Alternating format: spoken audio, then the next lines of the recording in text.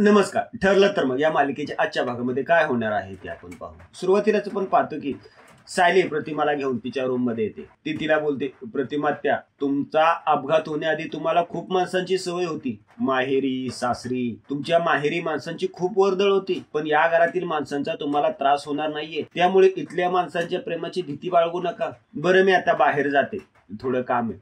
आणि तुम्हाला जर काय हवं असेल ना तर तुम्हीच बाहेर या. तुम्ही जर स्वतःहून बाहेर आलात ना तर सगळ्यांना खरंच खूप आवडेल ते. बरं, आराम करा, मी आले. सायली निघून जाते. पुढे आपण पाहतो की सायली बाहेर येते. अर्जुन बोलतो, आत्या ठीक आहे ना?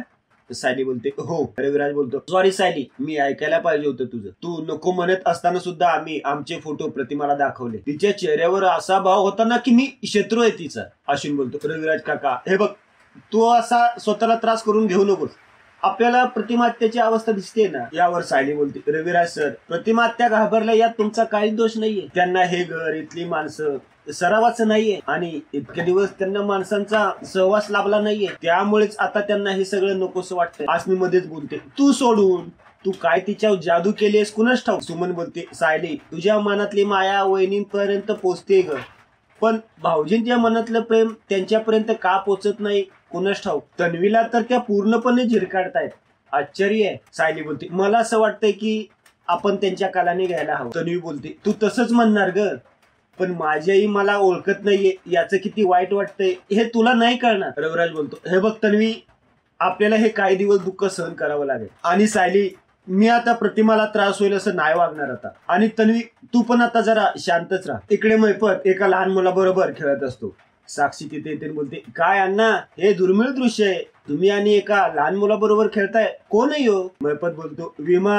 साक्षी बोलते, विमा म्हणजे? ते नाही का पॉलिसी बिलिसी इन्शुरन्स. म्हणजे कळल कळल, लवकरच कळल. कशी झाली होळी? हा पाऊस पडला ना की पाण्यात तशी सोडायची. एवढ्या दरवाजाची बेल वाजते. त्या लहान मुला बोलतो, मी काय म्हणतो, आता आपण लपाछपी खेळायची. मैपत त्या मुलाला उचलतो आणि बोलतो, हे बघ, मी काय सांगतोय, मी जोपर्यंत सांगत नाही तोपर्यंत बाहेर यायचं नाही. हे धर चॉकलेट, कळलं का? लपून बसायचं, बाहेर येऊ नको, थांब इथं. तो त्या मुलाला एका साईडला लपवतो. एवढ्यात मैपतला पैसे दिलेला इन्व्हेस्टर आतमध्ये येतून बोलतो, मैपत, आता बस झालं, आता माझ्या डोक्यावरून पाणी गेलंय.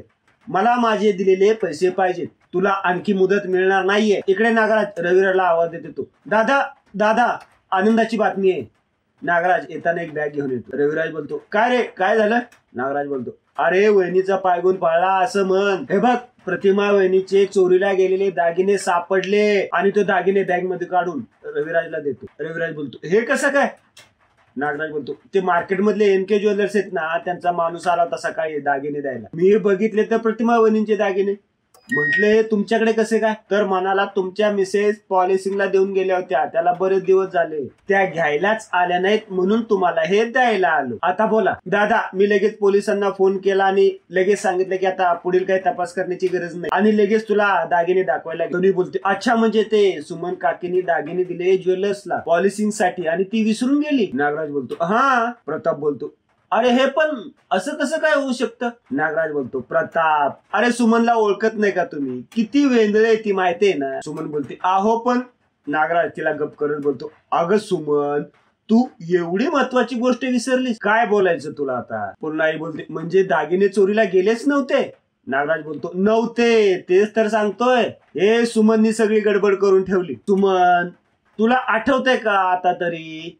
तू त्या ज्वेलर्सकडे पॉलिसिंगला दागिने दिले होते, बरेच दिवस झाले त्याला, आठवतंय का? तूच दिले होतेच ना. सुमन बोलते, हो हो हो, मीच दिले होते, पण नंतर विसरून गेले. इकडे मैपत बोलत असतो, मी पडलो गरीब माणूस, एकदम 22 कोटी कुठून देणार आहे मी? पण 22 कोटीपेक्षाही महाग अशी एक चीज आहे माझ्याकडे. तो इन्व्हेस्टर बोलतो, हे बघ, तुझ्या असल्या फालतू गोष्टीसाठी ना माझ्याकडे वेळ नाहीये, चुपचाप माझे पैसे परत दे. मैपत बोलतो, अहो असं काय म्हणताय तुम्ही? त्या वस्तूला फालतू म्हणताय? अहो तुम्ही बघा तर आधी ती वस्तू काय आहे. थांबा, मी दाखवतो, थांबा. मैपत जातो, त्या लहान मुलाला घेऊन येतो. तो इन्व्हेस्टर त्या मुलाला बघून बोलतो, हा इथे कसा? मैपत त्या मुलाला बोलतो, तो इथे कसा? आणि तो मुलाला खाली ठेवतो. मैपत बोलतो, कसं आहे ना शेठ, पैसे कमवायच्या नादात आपलं लेकरू शाळेतनं घरी गेलंय का नाही ते पण बघायला तुम्हाला वेळ नाही, समजलंच नाही तुम्हाला. तो इन्व्हेस्टर बोलतो, मैपत, माझ्या नातवाला जर काय केलंच ना तर याद राख. मैपत बोलतो, नाही नाही, असलं पाप माझ्या मनात पण येणार नाही,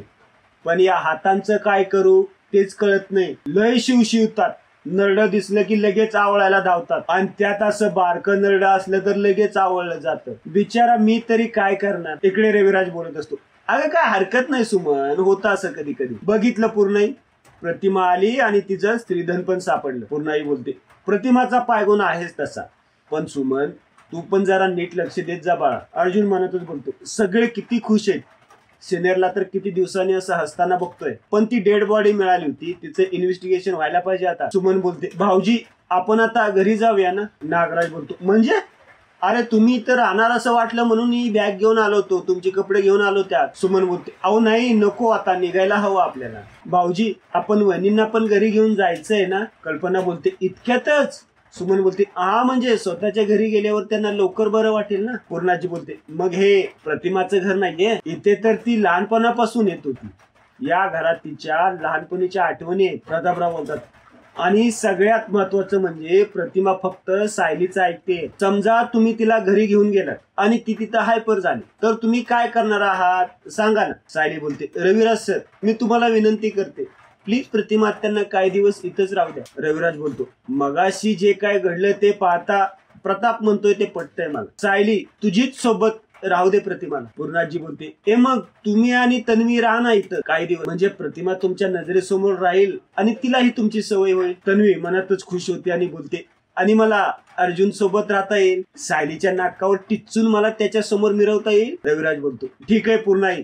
तन्वी तुला चालेल ना. तन्वी बोलते, हो बाबा, आईसाठी काहीही. बाबा उलट इथे राहून मी आईची सेवा करेन, तिची मेमरी परत यासाठी प्रयत्न करेन. अर्जुन मनातच बोलतो, मेलो. तन्वी जर इथे राहिली तर ती सतत माझ्या पुढे पुढे करणार आणि त्यामुळे मिसेस सायली हर्ट होणार. मिस्टर अर्जुन सुभेदार तुम्ही आता हे कसं मॅनेज करणार आहात. रविराज बोलतो, ठीक आहे मग आपण इथेच राहू. तसंही नागराज कपडे घेऊन आलेलाच आहे. सुमन बोलते, पुन्हाही पण मी नाही थांबत, मला यांच्या जेवणाचं बघायला हवं ना घरी, आणि मी येऊन जाऊन असेल ना.